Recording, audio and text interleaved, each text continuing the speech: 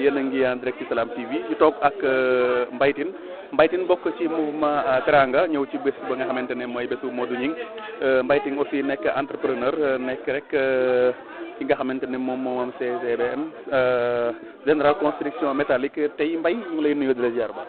maa ngi leen di fay Abdou Salam ñu ngi kontaan ci yow vraiment xaw ma nan naa ko mën a waxee mais yaa ngi liggéey bu am solo balaa ma wax dara loolu laay njëkk a wax parce que bi ma ñëwee gis def yi dama kontaan trop waaw vraiment.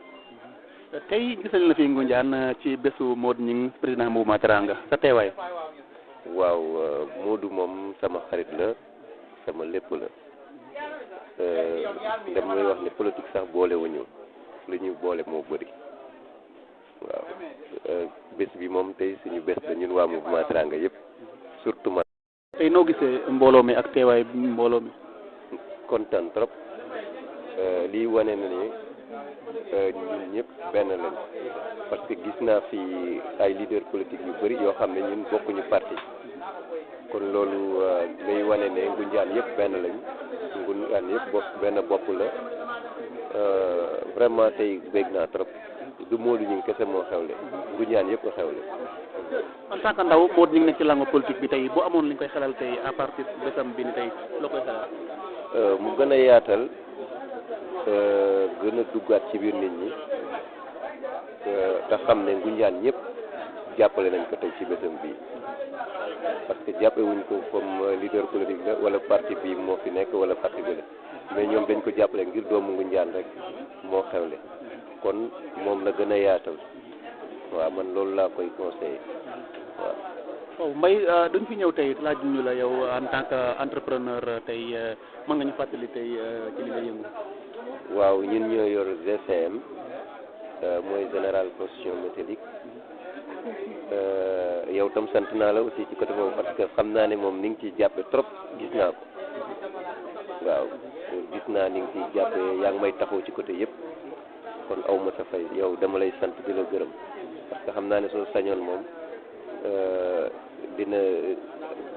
dina weesu dinañ dem fu sori daal waaw. loo ñu mën a wax ci GCM. GCM ko xamul di ko dégg loo ñu mën a expliquer dëgg lan mooy seen activité.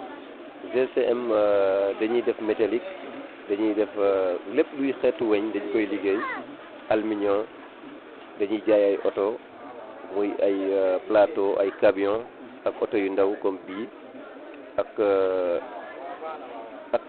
bëri na li ñuy def ak ay kër dañ koy jaay ay terrain.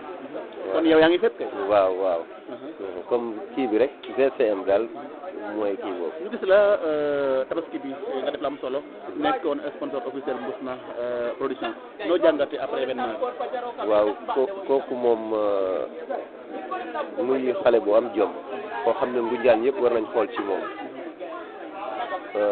parce que li ma gis muy def loolu bokk na ci loo xam ne moom mooy yóbbu Ngoundiane ci kanam parce que lii képp ku seetaan stade bi keroog da nga kontaan te loolu waxuma la ñun waa Ngoundiane rek mais monsieur le maire sax mënu ko fay loolu wallahi parce que dafa rafetal stade bi dafa rafet macha allah waaw ñëpp a kontaan te kooku ndaw la bu nga xam ne dañ ko war a jàppale aussi.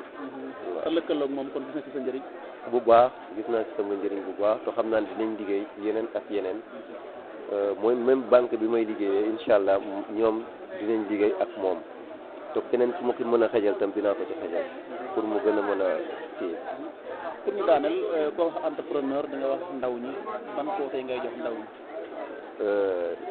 ndaw yëpp xanaa ñu jàngi métier def comme ñun ñu ñuy def parce que dama jàpp ne ñëpp suñu yoree seeni métier jàng aussi yaakaar naa ne suñu amee loolu rek biir Ngoundiane mooy Ngoundiane dina gën a avancé waaw. ñu ngi lay jaajëfal bu baax. jërëjëf kontaan naa ci yéen ñëpp Abdou Salam sa kii bi yàlla na ko yàlla yokk te xam naa ni sax yàlla su la fayee sa xol yow doo sonn voilà lii dina gën a yaatu di doon ay yeneen ak yeneen. jërëjëf waaw. jërëjëf merci beaucoup. merci.